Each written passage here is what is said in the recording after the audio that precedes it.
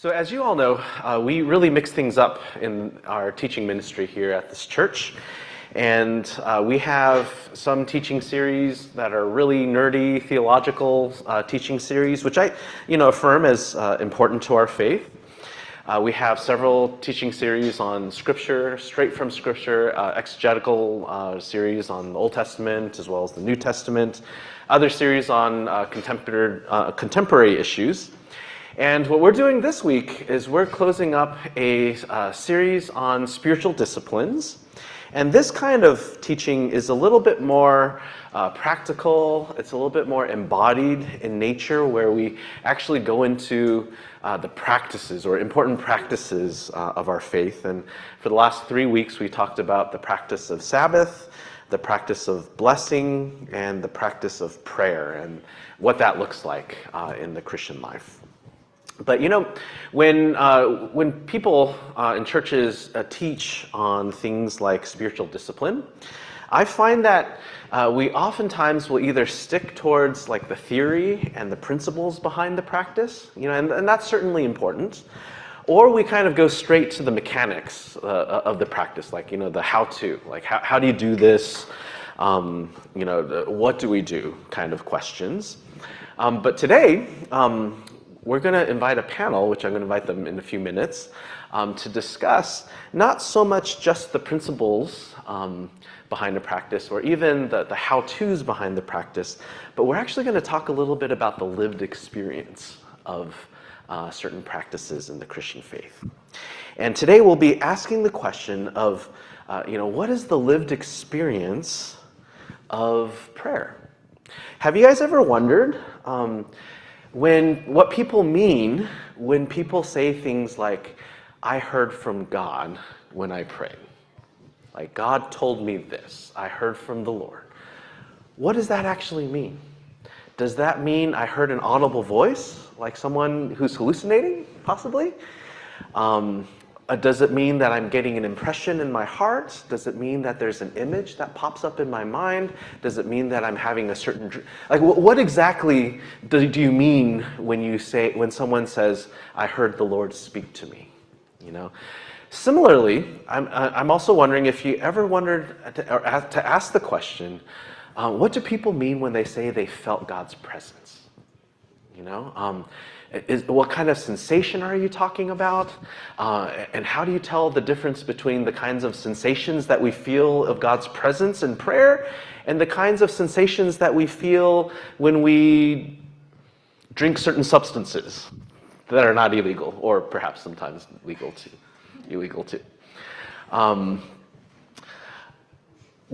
How can you tell the difference between those two things? So we're actually going to go into that a little bit today. And we're also going to go into questions about how do you tell the difference between, like when you feel like you hear something from God in prayer, how do you tell the difference between God actually telling you something, or maybe you just kind of talking to yourself and engaging in wishful thinking, right? How do you tell the difference between those kinds of things? So when I was a senior in high school, I felt God's presence one day as I was applying for college, and there's this one moment where I felt like the manifest presence of God, and I asked Him about where I might be going for college, and I thought God told me I was going to go to Stanford, right? And I didn't end up going. I didn't get in, and it was disappointing at the time. And I'm really glad now that I'm, several years later and looking back, I'm really glad I didn't go. It wasn't a good fit for me. But that was an example where I heard wrong. And I'm wondering, have you guys ever had an experience like that as well? And how did you navigate that? Because I know a lot of us who've been Christian for a long time, after a series of those kinds of prayers and disappointments, and sometimes we ask prayers like, God, give us $1 million, and God doesn't answer that. I can understand why those prayers aren't answered. But sometimes we actually are asking some really good and valid prayers because we're in really difficult situations, and we're asking God for help.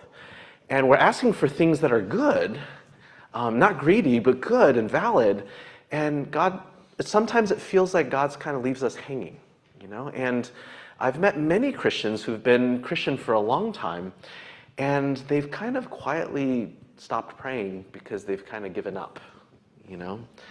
So we're going to also talk a little bit about that and how we navigate that kind of thing as well. So there's going to be discussion with the panel and also with each other. So I'd love to hear what you have to say as well. And at the same time, there's other situations in my life where I really did seem to hear God directing me very directly, and it shaped the trajectory of my life. To be fair, this only happened maybe twice in my entire life, and I've prayed hundreds, if not thousands of prayers of, okay, God, I'm in this situation, I need to make a decision, please let me know what you would like me to do. And I have found, at least in my personal experience, 99% of the time I ask God, hey, can you tell me what you want me to do? I actually don't get an answer.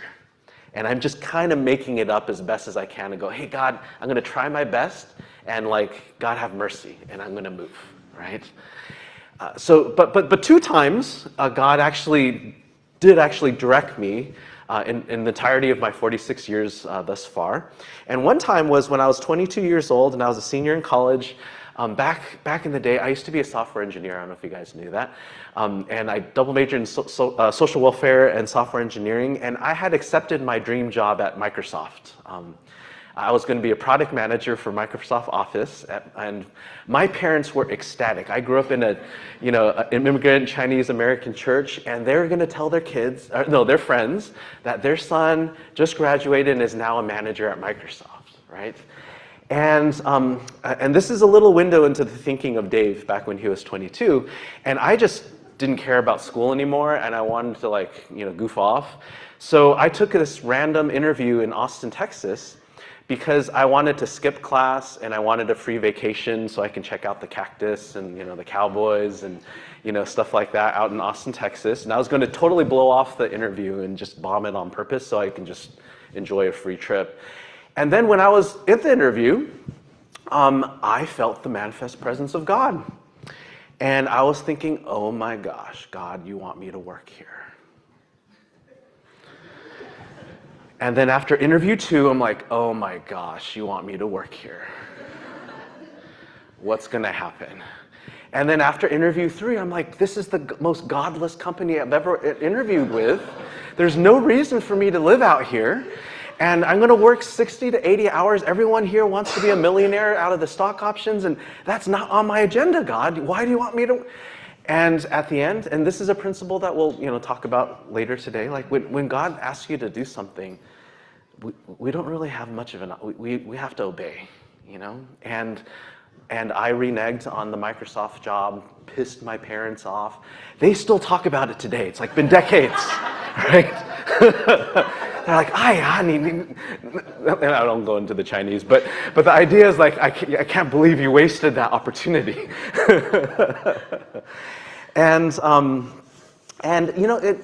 And then later that summer, I went on a missions trip to Macau, China, and that's where I met my wife, Vivian, and she was just finishing her senior year at University of Texas in Austin, and the rest was history. It's a longer story than that, but we're not going to get into that today. So just wanted to share a few examples in my own life. And I know all of us have different backgrounds, and mine was a very idiosyncratic background, so it's not normative at all.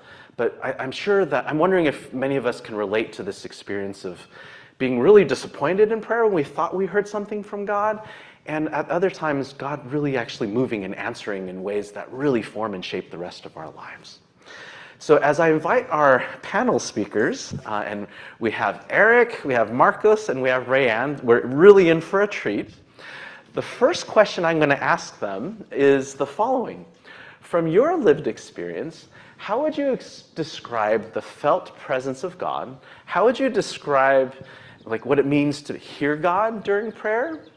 And how do you tell the difference between hearing God and hearing your own mind speaking to yourself, maybe kind of through wishful thinking? Actually, I think, let me just start with us, and then I will turn the question to you in small groups if you're open to sharing, and then we'll go from there. So Marcus, you have the mic. Can I invite you to jump in first? Like, how would you answer? How would you answer this question?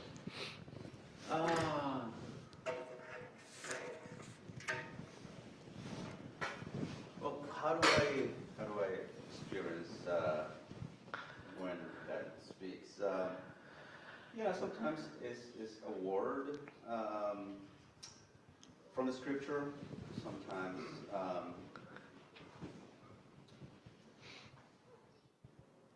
but it's how the presence of God. Yeah.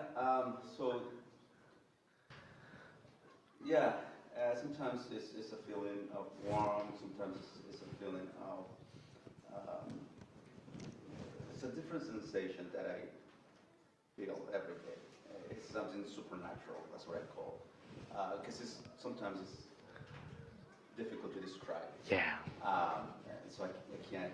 Some people say it's warm. Some people say it's tingling. Some people say, but it's just different. One must desire and experience it to be able to fully comprehend. So yeah, it's something supernatural, and supernatural things are very difficult to explain. Yeah. Thank you for starting us off. Rayanne, how would you answer this question? So for me, it was really nice to kind of look back on my journey this past week as preparing for this panel, because I feel that there's different seasons in my life where I felt God differently, and starting from when I was a little kid, and just being taught how to pray, and asking God for things, and as you live life and you experience seasons in life. There was a moment in high school where I had visited a new church, and I felt, I saw a different way of prayer, praying out loud or raising your hands and worshiping, and that kept me curious, like, there's more to who God is. And in college, that's when I started asking God, like, I want more of you. I want more of that kind of experience with the Holy Spirit. And through the years it could be sometimes through a word, or when I'm out in nature, or just looking at something that God created and I feel His presence there. So it could be something small or something big where I feel physical things like warmth. I feel kind of like my heart's racing, or like a burning warmth around my ears and things like that. But it's not all the time, but there are times when I'm in the context of in a room, or we're praying together and we're just seeking God together, and He shows up that way. Yeah. And it's more of the journey of that. And when God says, we have eyes to see and ears to hear, if we ask God, that He's going to reveal to us like more of who He is over time. And so I just love that it's all about enjoying the journey with God, and just kind of seeing more and more of Him as you go through the seasons, whether it be joyful or difficult. Thank you. Thank you, Rayanne. How about you, Eric? Yeah, I think in the beginning, you don't know.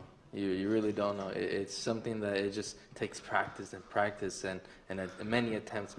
I remember sometimes I'd be going, I'd be in the mall or grocery shopping, and I'd walk by someone, and I would just hear, it was like a voice talking to me, but all of a sudden I would just hear like, this person just went through a breakup, this happened then, and I'm like, why do I know this? Like, why am I hearing this? And it took time for, I would just, sometimes I'd get the courage and talk to the person, like, hey, did this happen to you?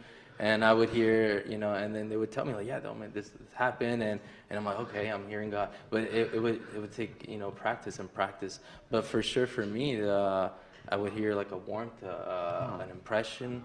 And then when it's God speaking to you, for me it would be like, it's almost like when you're really focusing on something, and you're like, maybe you have a big decision to make, and you're just like really thinking, and like it will in the beginning it would sound like my own voice, but it will start to be like I don't hear like my own voice. I hear a voice speaking to me, and it's like I feel like everything is just canceled out, and I just feel very zoned in, and like that's where I've heard God speak to me like the strongest.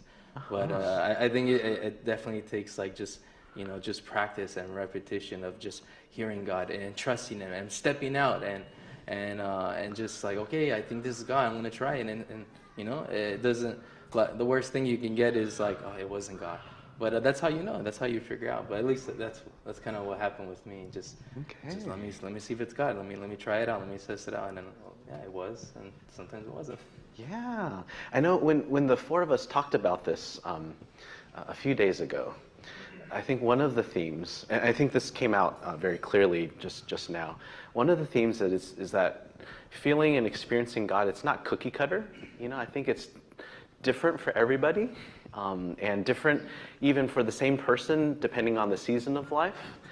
And there's also something about it that is cultivated and matures over time. And it takes time, primarily because we need to go through a lot of trial and error, just as like what many of us have said.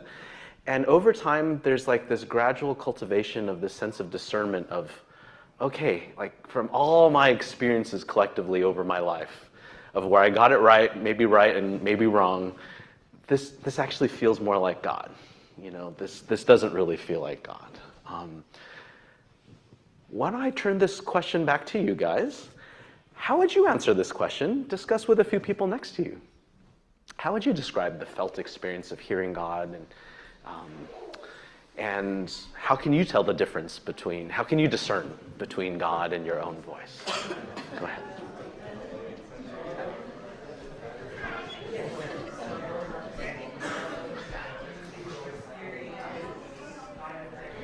I got a lot. No, no, no. I feel like when you're hearing that.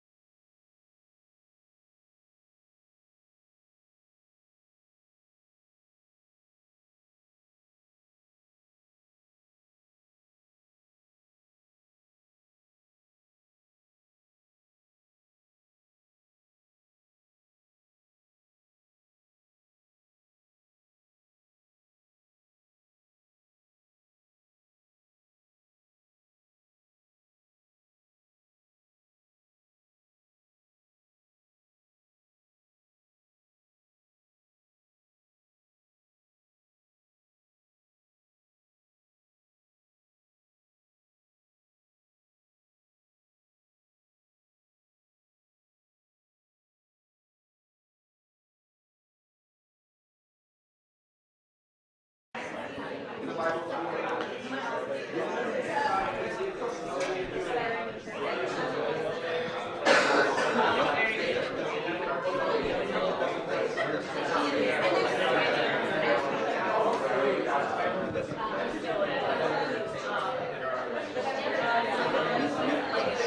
surprised it's not like super packed. Like it's the summertime, more people are away.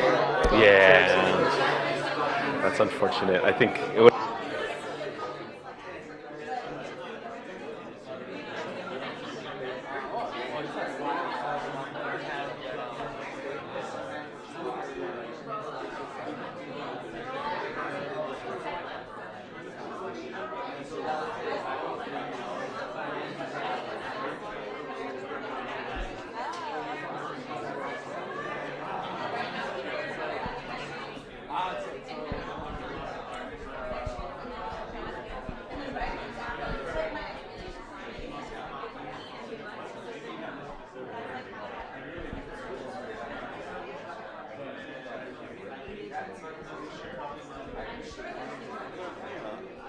Sometimes glad that we have who approach this so that everybody can level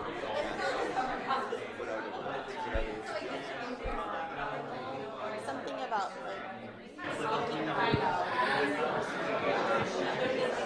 Okay, everyone, let's come back together.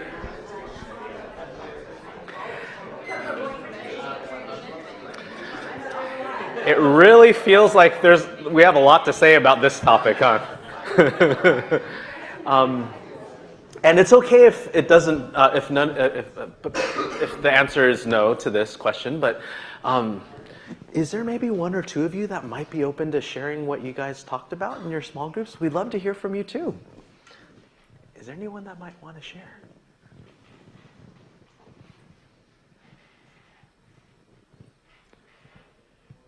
Not to be rude, but go ahead.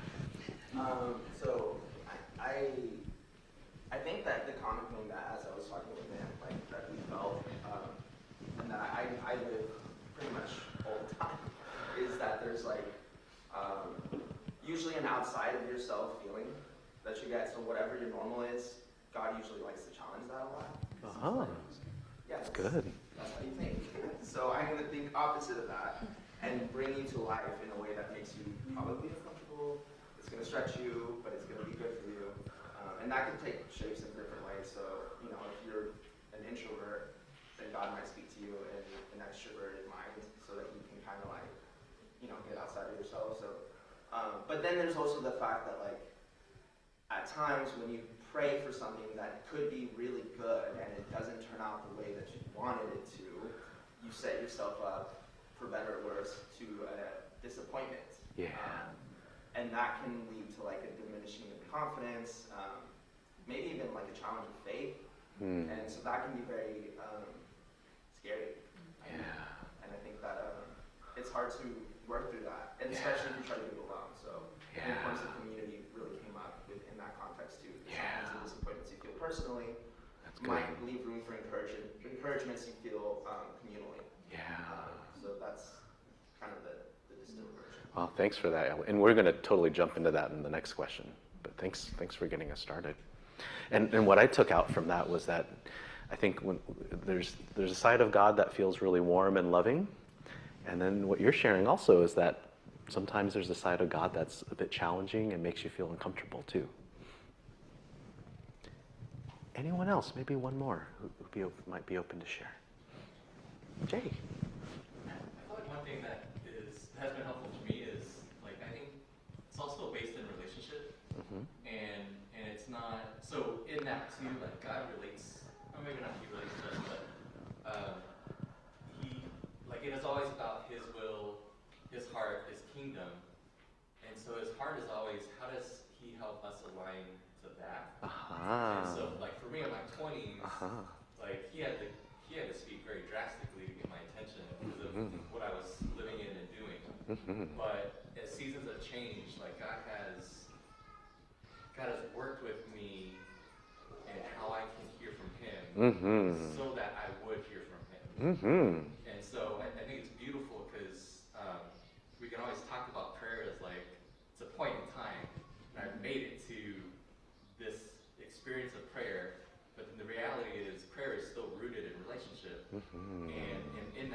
in our formation. And so God in my 20s, God can speak a certain way. In my 30s, He speaks a certain way. In my 40s, He would relate to me a certain way. And so for all of us too, it's not like you reach a pinnacle of prayer. It's more, where are you in relation with the Lord? And how would He speak to you in that? That's good. So the beauty in it really is like this is why the collective is so important. Because we have like a trajectory of prayer that we can hear from and work towards. And I loved especially what you shared about how, I mean, God's at the center of prayer, and when we do prayer, we actually move closer to God at the center. And I remember, especially earlier in the spiritual life, I kind of prayed as if I was the center, and I was trying to convince God to kind of fit into my agenda. And that's something that has changed slowly over time. Great stuff. Panel, I'd love to see if you have any responses to what was shared by Elliot and Jay, or if you would like to share a little bit more about the second half, the second question on here, which is how do you tell the difference between hearing God versus hearing our own imagination? I would like to comment on what Jay was sharing, and that's so true. I mean, if there is one thing that I can, that is common with humanity, is that the more we communicate with one another, the better understanding there is, and the more we learn from one another. And also the communication tends to use the word evolve or mature. I think in my marriage, let's use that example, at the beginning, the communication was baby steps. Kind of, we thought that we know how to communicate. But now, 33-something years after, sometimes it's less. It's more to the point. It's more robust. It's more, and so that is also with God. Communicating with God is because it is a quest of getting to know Him, and He's eternal. And so, if He's eternal, if He's God, how could we pretend that we have already accomplished it? But it's rather an ever-going communication and learning from who God is. Therefore, the prayer is a dialogue with God, a communication with God, and it just keeps growing. It must keep growing. I love that. Any other thoughts, panel? Yeah, I'll share one. I just want to bounce out exactly from what you were saying, Jay. I think you kind of nailed it. It reminds me of my own life. You know, in my 20s, I'm in my 30s right now, but in my 20s, like, God would speak very drastically to me, and I think it's because He needed my attention. You know, that's how He get my attention. I probably couldn't have heard the still small voice, but like I would get the big dreams. I would, get these visions. I would get these, major prophetic words for even pastors and big things. But it was just like that's how He needed to speak to me at the time. Even when I didn't want God to give me a word, and I would feel it really nudging, very strong. But now it's like very subtle. It's just like, it's part of, your relationship with God, as just like as your own spouse. You know them now. You know who they are. They don't have to say a lot. You know what they mean. You know what they want. And that's kind of where it is. Like I don't. Before I always used to feel like I need to do these massive long prayers and for God to hear me to break through. I need to come to church almost every day. I need to be in every part of Bible study and prayer session just to get as close as God. And it's always fun in me, looking back, the closest I was ever with God that I felt, I even at that time, I felt I was so far. I felt like, I'm still not there yet, And I felt even worse, or not worse, but I'm not where I was before. But I look back, I'm like, why was I complaining? I was so close to God. But at the time, I felt I was so far away. I'm like, But yeah, I think you hit it, Jay. As you get older, your relationship with God changes, and how He speaks to you, and it's just part of maturity as you walk with God. Thank you.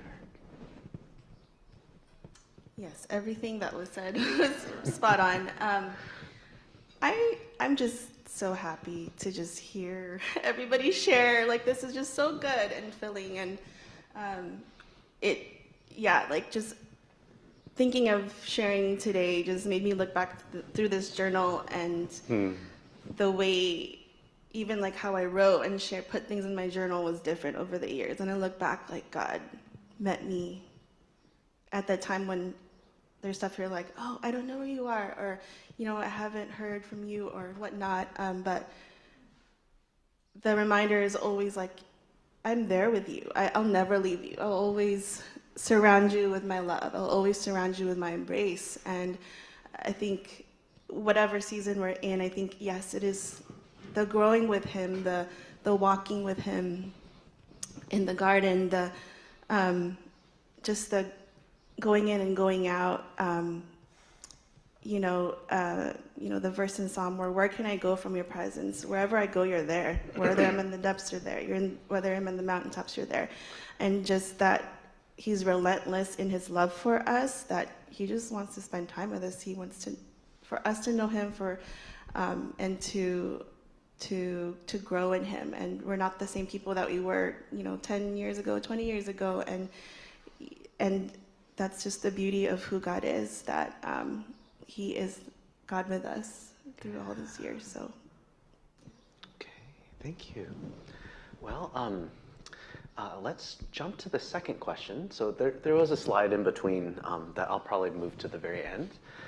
But the second question that I'd like us to get into, and we'll actually start with a discussion in small groups with the second question, is the following. So, over the course of walking with God over time, over years and decades, many of us have experienced in our prayer life disappointment, when we've prayed good, timely, valid prayers in times of legitimate need. And it really felt at that time, and maybe even today,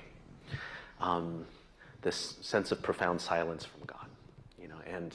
Remember when Jesus was dying on the cross, one of the words he said was, God, my God, why have you forsaken me?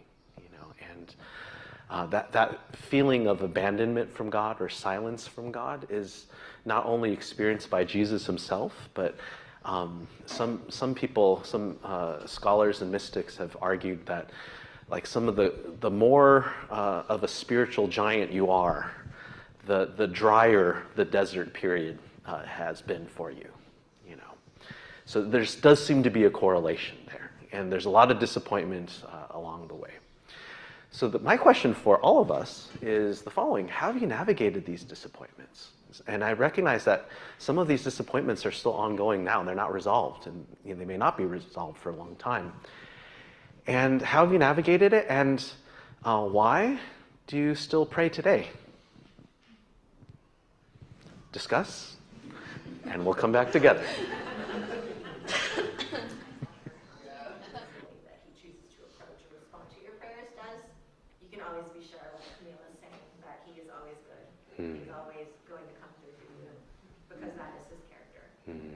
He's his fortress. Thank you. Panel, would you like to share some of your thoughts too? Yeah, one thought that came this morning was navigating through unanswered prayers. Having experienced how unanswered prayers made me feel like my faith was weak, or that maybe I should have maybe should read the Bible more, or went to that prayer meeting, or went to that conference. And I don't know, I think that it's kind of always lingering there, that thought of it depends on my faith whether or not God moves, or depends on what I do or don't do for God to move, which is completely wrong because he's always moving, and he's always speaking, and he's always there. But I think for me, just reflecting on that is when I do feel weak, or when all my efforts feel like I'm out of my faculties, everything is, at the lowest of low, to think of it more as I'm at my lowest of low, but he's so close to me in that space.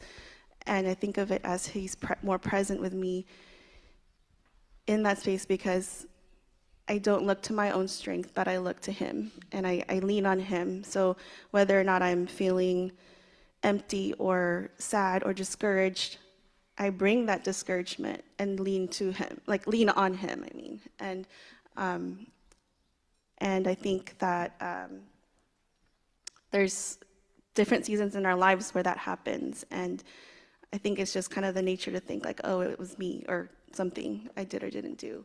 But I think as we grow and as we start to make space for that and say, hey, God, this is, I don't see it this way or the way you see it, but I'm going to lean on you. I'm going to just lean, and whether in my lament or my grief or things like that, just bringing that before God, and always keeping that closeness towards him. And he's going to show up, because that's his promise to us, remembering his promises, remembering what he said will come through, will be fulfilled in his time.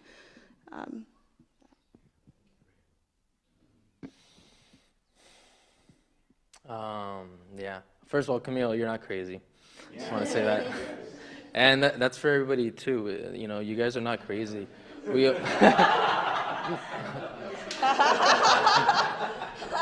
But we all have our own journeys, and that's why it's so important to be in community, be in relationship with people around us. Because, you know, there's times where you'll sometimes feel like you're the one by yourself alone on the journey, or you'll start to analyze and think like, oh, they're not going exactly what I'm going through, and you'll feel alone. But everybody has disappointments, even pastors, even people that we look up to, our mentors, like they go through the same things. They may have not just been telling you. You know, it always reminds me of, you know, there's times also when there's prayers that you want to see happen in your own life. Like you want God to do this for you. You want this job to happen, whatever it may be, and it doesn't happen, and then we get so discouraged and so disappointed. But, you know, when I look, there's two people in the Bible I always find fascinating, you know, and it's right back to each other. You have Saul, King Saul, and then David, right? But what's interesting is that the people wanted King Saul. They wanted a king. They're like, God, we need this, we need this. And that's not what they needed at the time. But that's what they wanted. And they got Saul, and he turned out terrible. But then you have David being anointed, called such a young age. And look how long that took to happen. You know, even Abraham, you know, God saying, I'm going to bless you with a child. And then they're starting to see nothing's happening. Well, maybe we got to do this. And sometimes we try to make that prophetic word that God gave us try to happen, right? Because we're not seeing it. You know, for me, I've had so many disappointments. I remember living up north and moving back down here to Orange County because, you know, I believe God, that's what God told me, to come back home. And so I come back home. I'm excited. I was part of the School of Ministry up north. And I'm thinking, you know, I'm going to, you know, eventually be connected to church and do ministry. And so I'm living back at home. That's not what I was planning. Nothing's happening with as far as ministry. I'm trying to pursue relationships. You know, I'm still single. Like, everything is just like a failure. And I get to even depression, and I'm just like struggling in life. And so then I'm like, you know what? I just need to get back into it. I used to do worship nights up north. And, you know, people know who I am down here. And so I'm like, you know, I'm going to do worship night. And so I set up a worship night. I invited a bunch of people through social media. I'm like, surely people are going to come. This is exciting. I'm going to be able to get back into it. And one person shows up out of all the people I invited. And then that person brought a friend who I didn't even know who that person was. And you know, it was, after that night, I'm like, what a failure. But guess what? That one person that I invited, and that person, their friend that they brought, was my wife. So,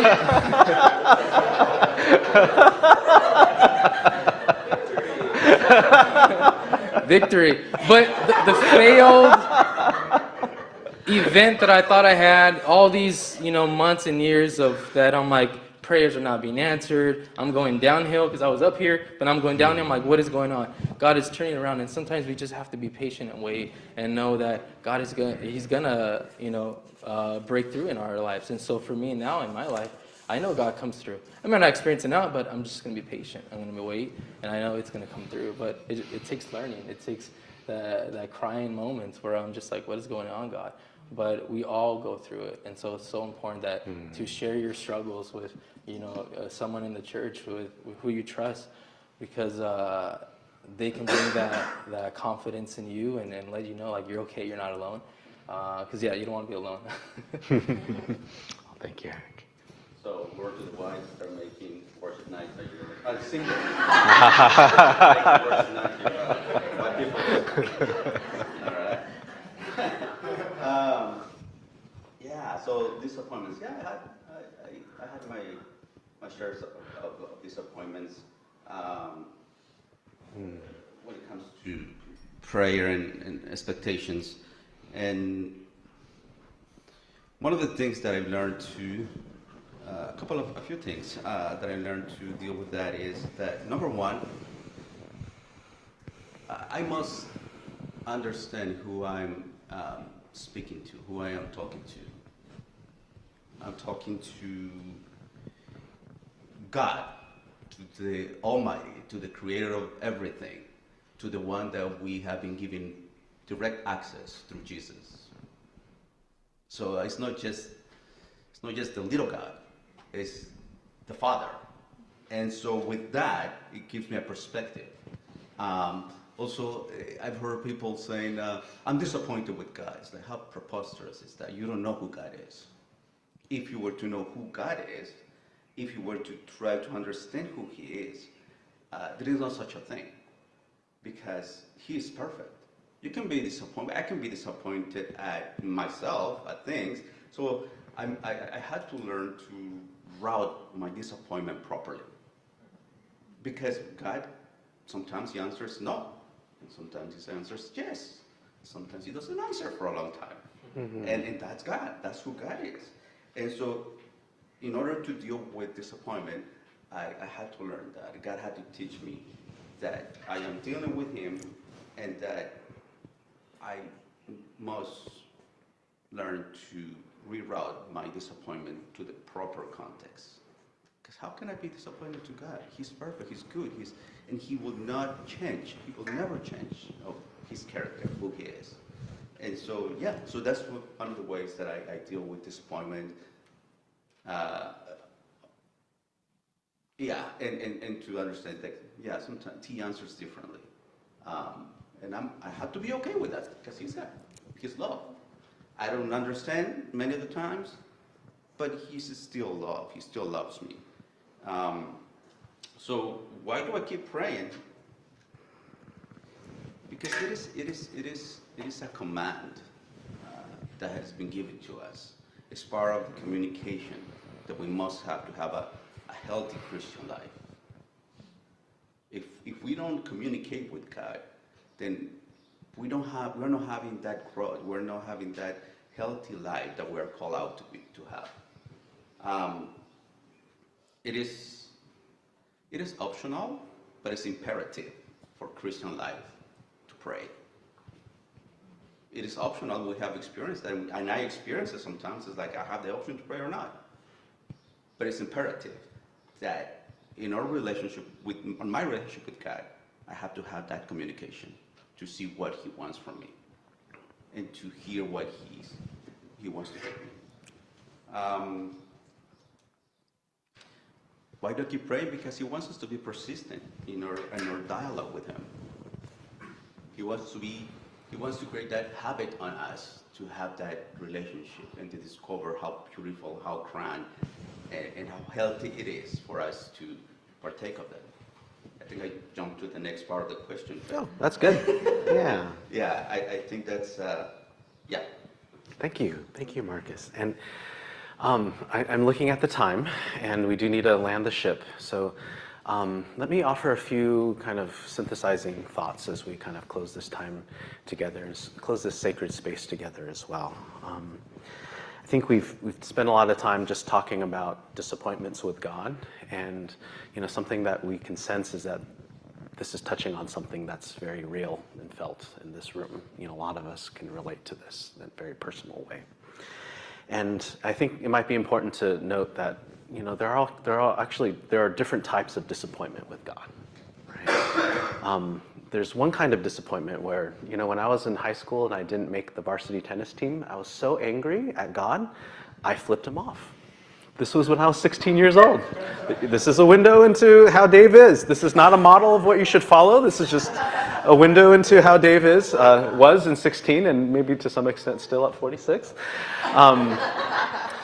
But that was a form of disappointment with God, right? There's other disappointments with God where, I didn't see clearly the situation, and if I gave it time, the situation made itself more clear, because in the way that I've become formed and the way that I kind of got centered upon God rather than trying to get God centered towards me. And when we look back, we can kind of see God's handiwork, that this wasn't what was best for us, that wasn't what God had for us, and perhaps God had something better for us. And there's that kind of disappointment that's kind of momentary. If we just kind of stick it through, we can kind of see something, see the reason why, either soon after or perhaps eventually after. And then there's also the third kind of disappointment, which is, I don't know why nothing's happening. And then I die. And there is no grand lesson, at least on this side of earth. I do this work all the time in therapy, where we walk with people, and there is, at least from my perspective as a person of faith, I can't discern a higher purpose or a higher lesson behind what the hell is happening in front of me. The war in Ukraine, children being orphaned. Sure, they're going to grow, but they'll tell you, I wouldn't trade this lesson or whatever good comes out of it for losing my parents. And the world is full of that kind of disappointment with God too. And let me affirm that God is mature enough to hold that disappointment too.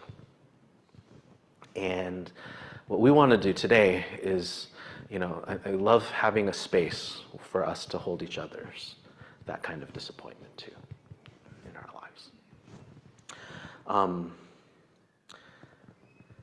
lives. Maybe I'll go to the last quote. I know Chloe wanted me to talk about this, so let's do it.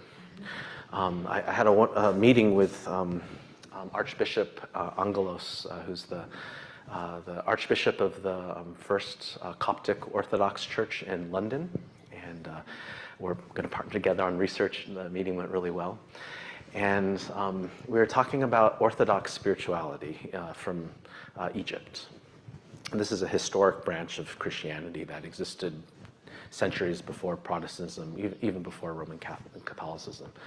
And Angelos, he how we read about the Desert Fathers? They're actually in Egypt, and the monasteries are still going on now. And he lived in one of them for 6 years. And he was telling me his story about how he was invited and called to become the Archbishop in London. And he was thinking, well, I'd rather be here in the desert, and he asked his spiritual director, what should I do? How can I so value my spiritual walk with God in the desert. I don't know how I'm going to do it in London, And I think his spiritual director quoted one of the Abbas, but he said, "It's not that the monk lives in the wilderness, but the wilderness lives in the monk." And one of the things that Rayanne was sharing with us a couple days ago was this idea, and I think this theme also permeated through our conversation today as well, is that, when we look back into some of the seasons in our lives where we're actually, in fact, closest to God, it's usually when we're in pain. And there's some sort of refining work that happens in that kind of season when there's no answer to what we're wondering. And perhaps part of spiritual maturity is to be able to take a bit of that with us, even if the season in life we're in is not the same as that anymore. Right? Rich Mullins, he has this. He's like this 80s Christian music guy, and in one of his songs, there's this one phrase that I really like. It says, "Save us from our contempt from the things that help us the most." And I'm wondering if some of us also need to hear that too, because I feel like there's something in American culture, in my culture, that wants to avoid any kind of pain if possible. And when in reality, the way it has been, even for Jesus and throughout all the centuries of Christianity, it's really hard to make a case for how we can be mature in our relationship with God without pain. So we have to think of a different way of living. Not being sadistic, of course, and looking for pain, but also not living in a way where we're only trying to avoid it, because we're also avoiding that which perhaps our spiritual life needs the most. With that, let me close our time in a word of prayer, and then bless us for the rest of this week. Lord, thank you for our time together. It was a sacred time. We've talked through so much in such a little time together. And I pray that in each individual here, that there were nuggets and grains of truth that you've planted and you've sprouted, that were given light, perhaps that haven't been given the light of day for a long time.